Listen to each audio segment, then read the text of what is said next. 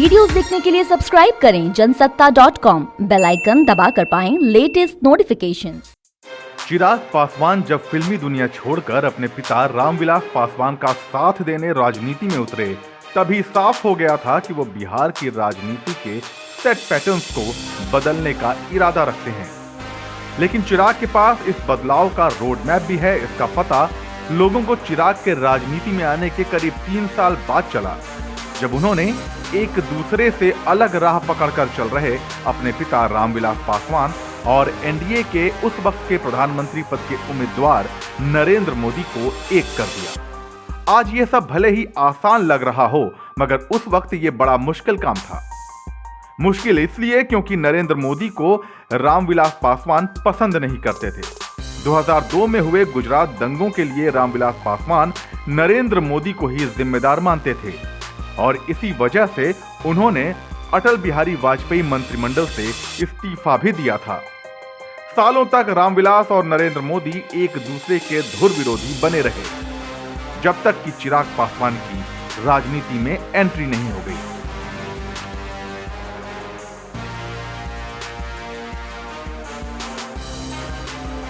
पिता रामविलास के दिल में गुजरात दंगों की टीस थी और इसी टीस पर मरहम लगाने के लिए चिराग ने गुजरात को ही जरिया बनाया। गुजरात दंगों की इमेज ठीक करने के लिए चिराग ने गुजरात में विकास के आदर्श मॉडल की तरफ पिता का ध्यान खींचा। विकास के गुजरात मॉडल को चिराग व्यक्तिगत तौर पर भी काफी पसंद करते थे।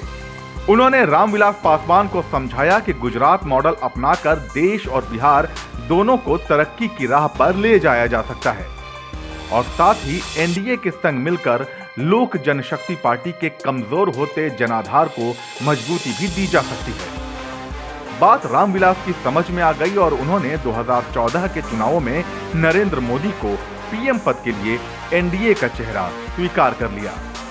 चिराग सही साबित हुए।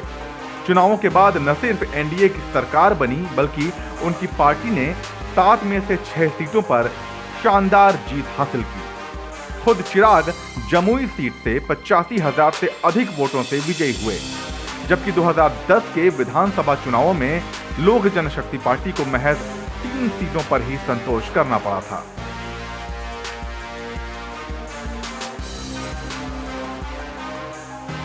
चिराग पासवान के पास पिता की मजबूत राजनीतिक विरासत थी, मगर वो खुद अपना करियर बॉलीवुड में बनाना चाहते थे। 2011 में कंगना रनौत के साथ उनकी फिल्म मिले ना मिले हम रिलीज भी हुई, मगर तभी पिता की तबीयत खराब होने लगी। लोजपा का जनाधार खिसकने लगा और रामविलास पासवान को मदद की जरूरत हुई। चिराग फिल्मों को कुछ और वक्त देना चाहते थे, मगर पिता की खातिर अपने सपने को छोड़ दिया और राजनीति में आ गए, इस इरादे के साथ कि उन्हें बिहार का किंग मेकर बनना है।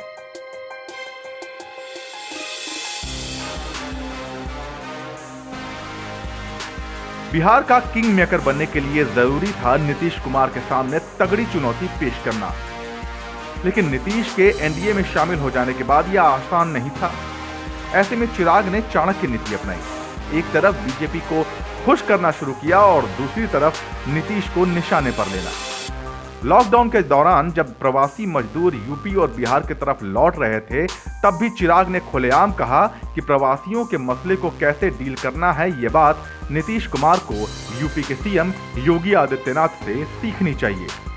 साफ है कि बिहार विधानसभा चुनावों में नीतीश को चुनौती देने का चिराग का फैसला भले ही अभी लिया गया हो, मगर इसकी भूमिका काफी पहले से ही तैयार हो चुकी थी।